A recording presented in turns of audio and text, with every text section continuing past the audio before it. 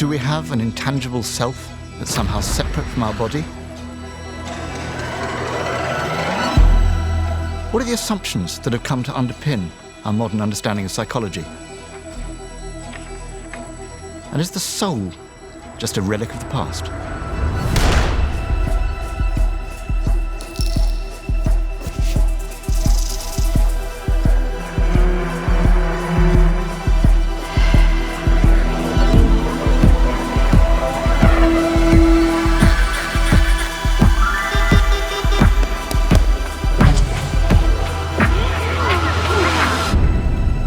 It is easier to sail many thousand miles than it is to explore the private sea, the Atlantic and Pacific of one's being, alone.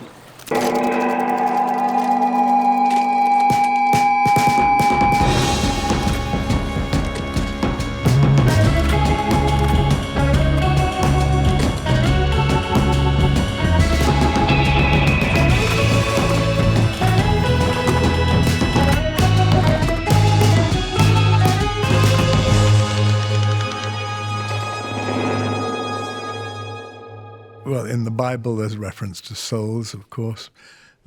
God breathes into the clay the breath of life, and the human being becomes a living soul.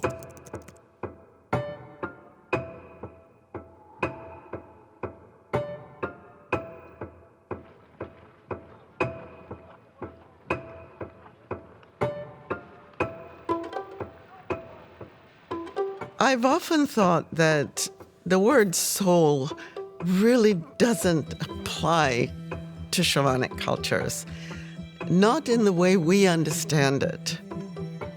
Those ideas of soul have to do with that eternal, unchanging aspect of oneself. Something like spirit energy is much more accurate in describing how shamanic cultures understand soul.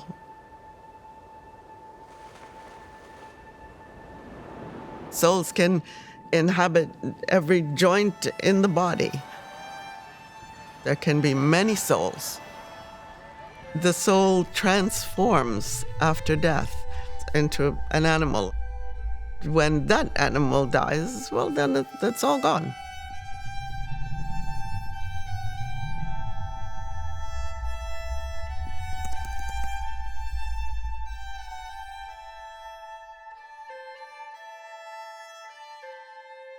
Psyche for us is the classical central terms when it comes to psychology by definition, but in ancient materials it wasn't necessarily the first or the most important term.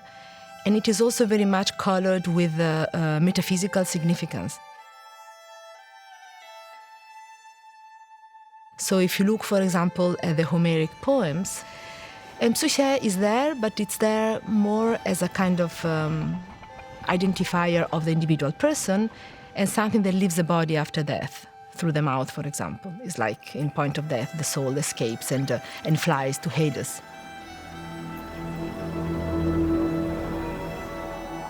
In the Platonic dialogues, we see Socrates trying to discern what is true and what is not through conversation. Socrates will say to his interlocutors, I have a conversation going on within me.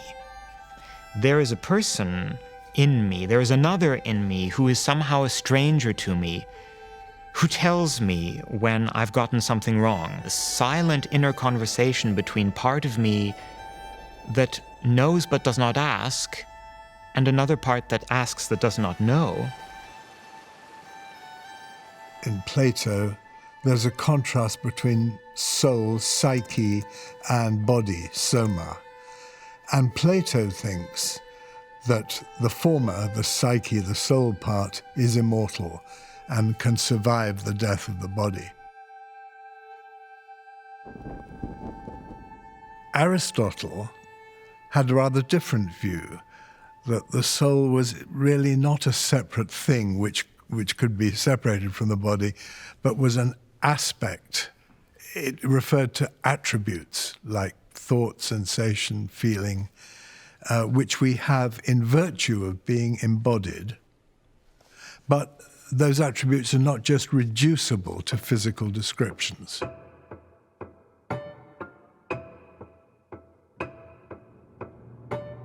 So today, a widespread view is that consciousness is a product of the brain, right? So the brain and the body, this is the real thing, right? And consciousness and mind is somehow less real. You know, it's dependent on the body, it's projected by the body. For Plotinus, it was the other way around. So soul is much more real, we are much more real, and our bodies are ways we manifest ourselves, we present ourselves to each other, and so through the body, through the senses, we can interact with the sensible world.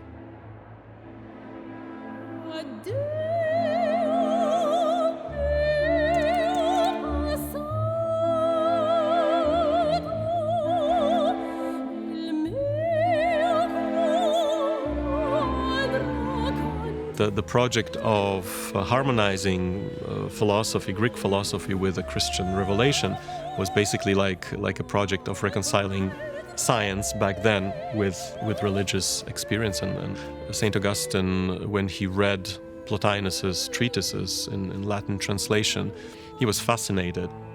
So Augustine invented something which sounds like a religious or philosophical psychoanalysis, because he believes that we can know ourselves only through dialogue with God, which he called confession. The act of creation is really an act of reflecting.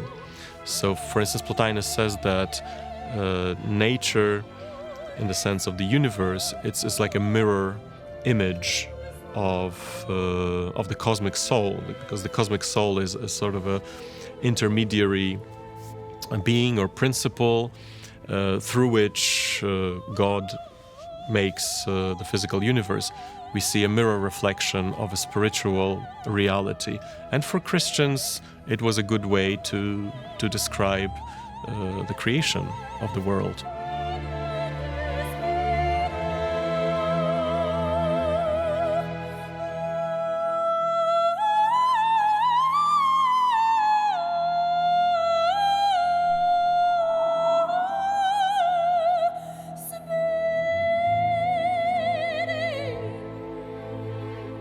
The scientific revolution was a decisive moment, because when we started through the influence of the new sciences of the 17th century, we started to look at nature as an object that is quantifiable, analyzable. Nature was no longer filled with spirits.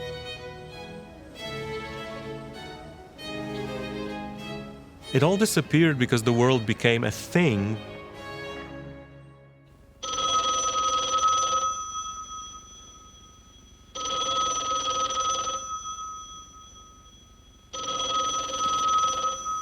There is a sort of apparatus in us that is made to process the world and make it intelligible. Now, Kant, of course, has these two aspects that are working together, and they come together in the perception and the comprehension of an object in the world. Very simply, when I look at the glass of water on the table, when I look at the papers in your lap, when I look at the books behind you, what I am doing for Kant, even if it seems to happen in an instant, is a very complex operation of passive reception and then critical understanding of digesting, as it were, the outside world.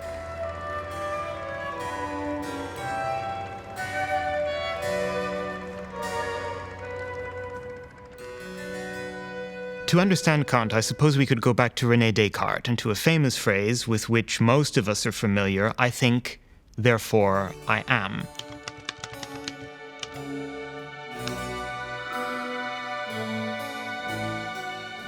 So Descartes was looking for something absolutely certain on which he could base knowledge of the world.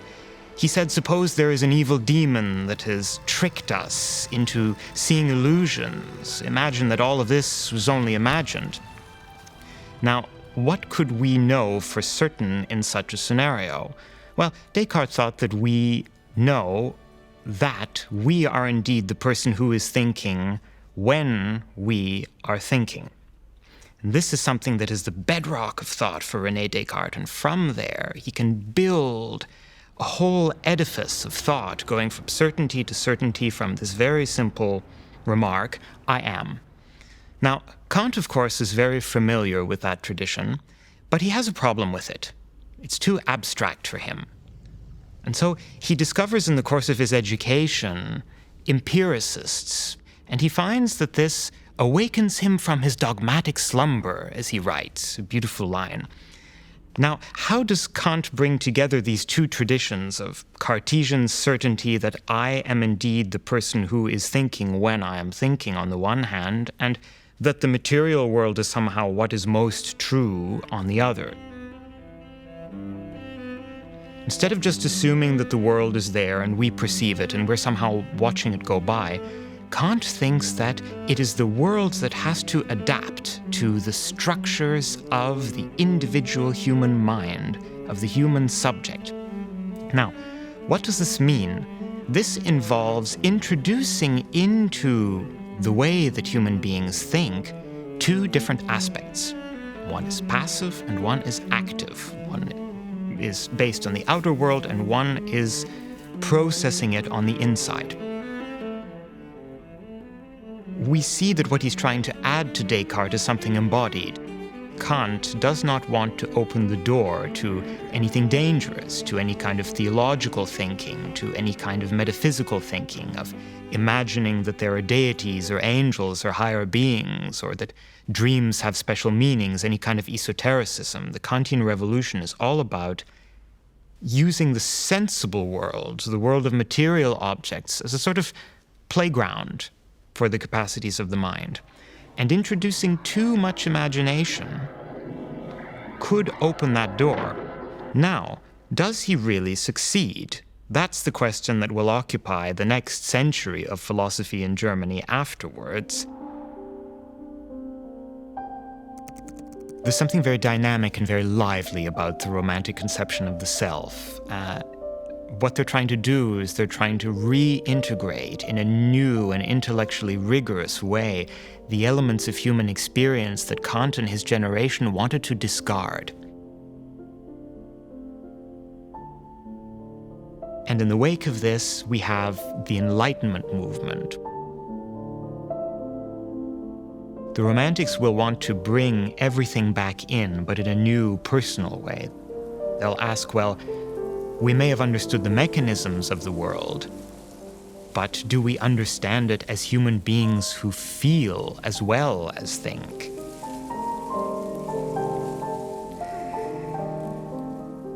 Famously, the problem with Descartes, as Gilbert Ryle, a British philosopher, once said, is the problem of the ghost in the machine. Sort of this empty machine that's devoid of any feeling or anything really human.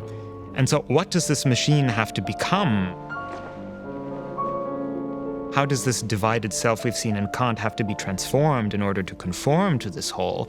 Well, there would have to be something human that is not known to me, that is somehow underneath, that is this well of intuition and feeling.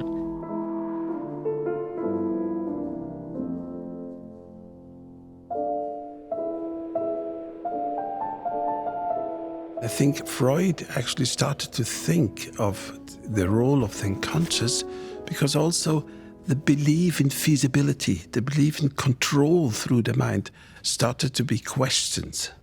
And that led to his idea that maybe something else is actually stronger and influences us. Maybe what we think we do and why we do things are not the real causes. Maybe the causes are somewhere else. And this is interesting because this rational or kind of conscious way of thinking was actually done in order to kind of changing from the religious attitude. When you think of people before, it was actually God who actually decided on everything. It was religion. So Freud, as well as Adler and then Jung, they started to think, well, maybe there's other forces inside of us which we have to detect, and they're here, present, powerful, but not conscious. The whole task of psychotherapy is for the therapist to very, very gently sort of make the patient realize that they indeed have this thing that needs to come out and that they will be freed of some sort of inner tension when it does. This corresponds of first period of my life. The moment of myself is very big interest in psychoanalysis. Coming in London for meet with Dr. Freud. At the beginning of his career, in a lecture called On the Origins of Hysteria, Freud will say, look, I found the source of all psychopathology. All of your problems come from trauma that have been repressed, that you've pushed down into the unconscious mind. I'm very aware that this is something that philosophers have said before me, but they have no tools to get any farther on. Now, I think that's quite wrong, and it is Freud, in a rhetorical sort of way, wanting to make a break with the philosophers in order to look scientific in a scientific world. Remember, he's living in the age of steam and locomotives, and with electricity emerging in the very urban, civilized city of Vienna, the world imperial capital at the time, the height of technological advancement.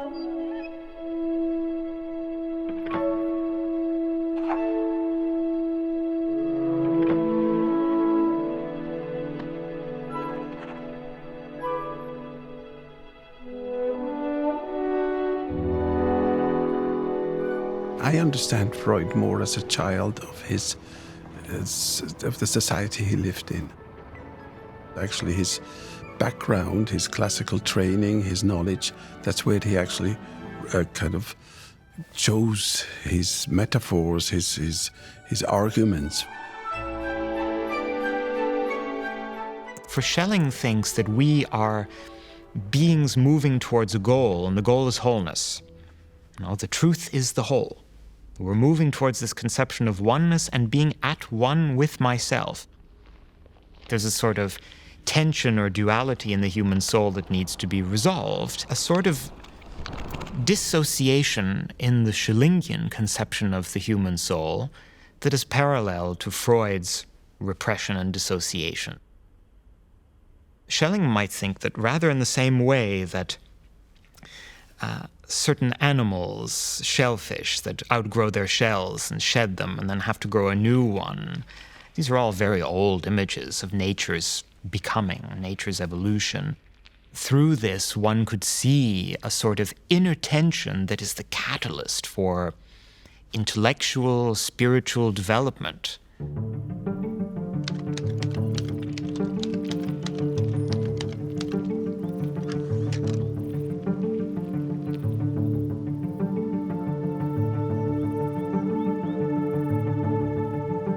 The mad philosopher Nietzsche told them, "You shall love peace as an instrument of new wars and prefer a short peace to a long one." Nietzsche doesn't believe that we're moving towards a wonderful whole. Nietzsche, who is an enormous influence on Freud and his contemporaries, but who is also hidden in occasional footnotes and not brought out, thinks that there is some being that wells up in us that is not us, following this Freudian model, but that is not necessarily benevolent. And this is the origin of the Freudian id. Freud will get what he calls the S, the it, which we've translated as id, to kind of give it a special word in English. Freud gets it from someone in Grodek, and Grodek gets it from Nietzsche. And the question is, I go through life with desires that well up, material, animal desires in me. I am sort of the rider on a horse. I think I'm rational and reasonable and going through life with aims, but every now and again the wild horse will kick up. This is Nietzsche's point, to say to the philosophical predecessors, all well and good that we have these deep desires, but they're not necessarily going anywhere very pleasant.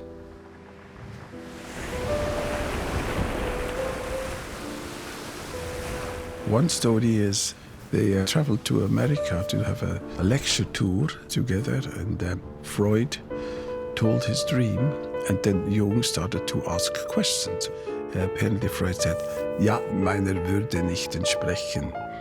And it's implicated, Freud was older than Jung, and so my position doesn't allow me to tell you this background of this dream. And according to this story, that was the moment where Jung thought he's not really dedicated to investigating the psyche. He's more interested in keeping his facade, his persona, his social role. We are so full of apprehensions, fears, that one doesn't know exactly to what it points.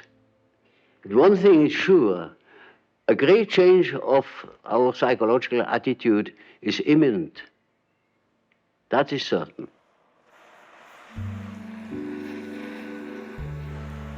One aspect of pointing to something which we don't really know, which is numinous, which is mysterious. When we use the term myth nowadays, contemporary, we use it in a derogative way, say, oh, well, it's just a myth, which is a bit absurd, because what moves people and why people do things, why they get energized, it's usually myths and not explanations. And that's a strange phenomenon. It's just maybe a story which helps us to suspect, to see something which might be beyond understanding. So I think this talking about myths is very important in Freudian terms, and maybe something universal, I don't know, because myths, I think, exist everywhere in the world. Stories which point or tell us something, relate something which is not palpable at that particular moment we're in, but something which is beyond.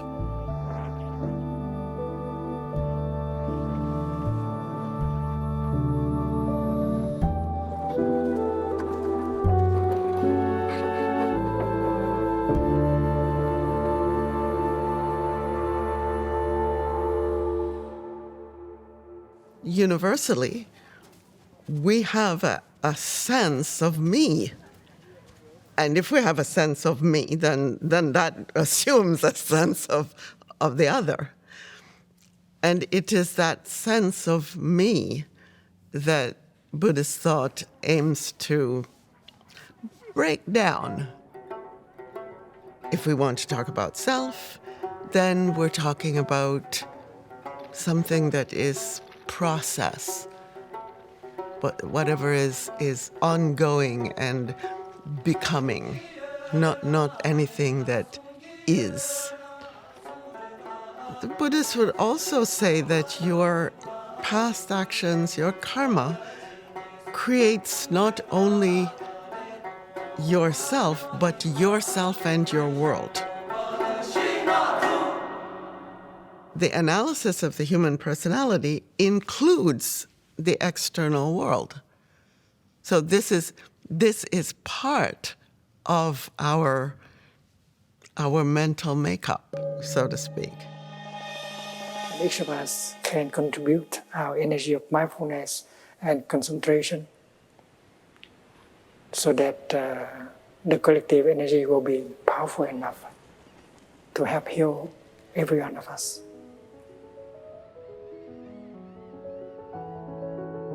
Jung would say, well, maybe we're also influenced by the myth which a whole society or group of people adheres to.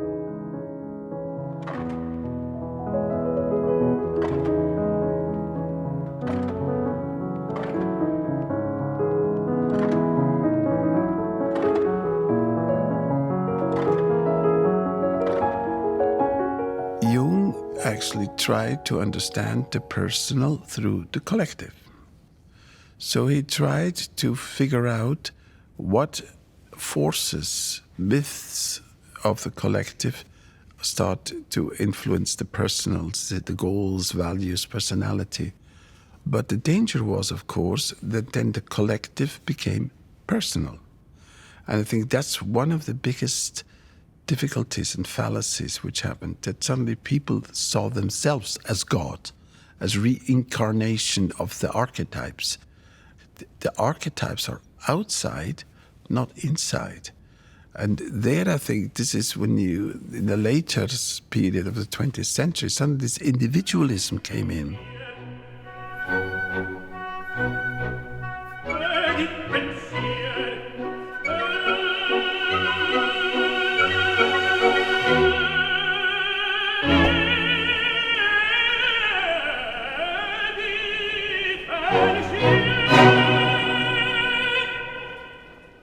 And I suspect that, hopefully, through thinking about the very nature of intelligence and the possibilities of mechanizing it, curiously enough, through technology, we may become more humanitarian, more tolerant of each other, and accept pain as a mystery, but not use it to modify other people's behavior. I hope at least this might be true.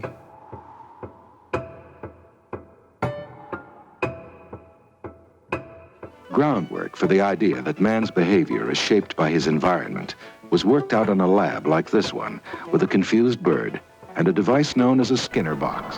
Behaviorists denied that we could study mental phenomena. They were only interested in the mappings between stimuli and responses. And what is in between there, what's happening in our brain and so on, they regarded as a black box that was out of the possibility of scientific studies. People were studying logic, thinking of logic as the the purest case of thinking and reasoning and so on. And they were developing axiomatic systems for mathematics and so on. And then came Alan Turing, who said that we can do this by a machine. We can do everything that you can do in mathematics by a machine. Nowadays called a Turing machine. He also thought that this machine did not only have to work with mathematics. It could work with more general forms of thinking.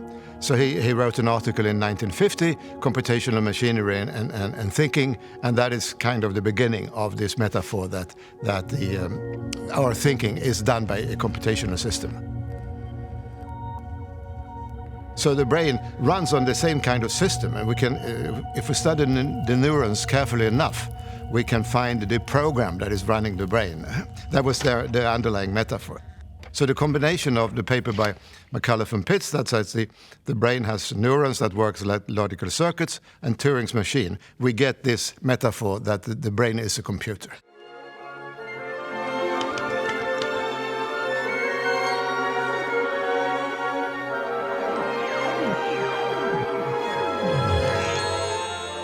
We are more sophisticated now because the ghost is not just a ghost. We can control the ghost. I mean, the consciousness to a certain extent. So we know a little bit how to test it and manipulate it.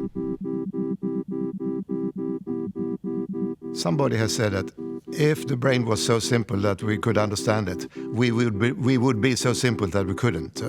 So I mean, it's a kind of meta position here that the brain is the most complicated thing we know of in the universe, and having a full. I mean, it's on so many levels, from the molecular level to the electrical level to the neurotransmitters to the electromagnetic system and so on. It's terribly intricate of so many different physical and biological and chemical levels it's the universe.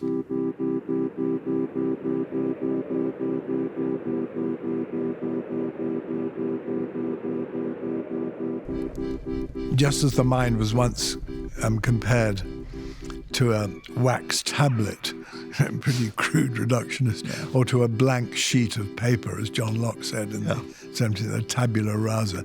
So we're now comparing it to a machine, albeit rather sophisticated one. The language of soul, I think, encourages us to talk up our humanity rather than talk it down. Of course, we're part of the evolutionary web. Nonetheless, we have these remarkable attributes which are unlike anything else in the biological realm. Aspirations to become more than we now are.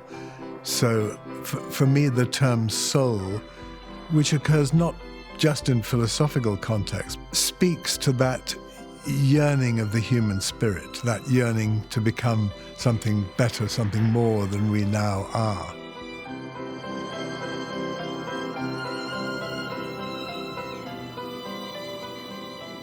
The soul, in the traditional sense, has got rather a bad press because it's associated with Plato and Descartes and the immaterialist view, which is now regarded as sort of spooky. But if you look at Aristotle, there's actually nothing spooky about his account. Although he uses the word psyche, essentially he has an attributive or adjectival theory of the soul. So we're not souls, we are ensouled. Empsychos is the Greek word. What does that mean?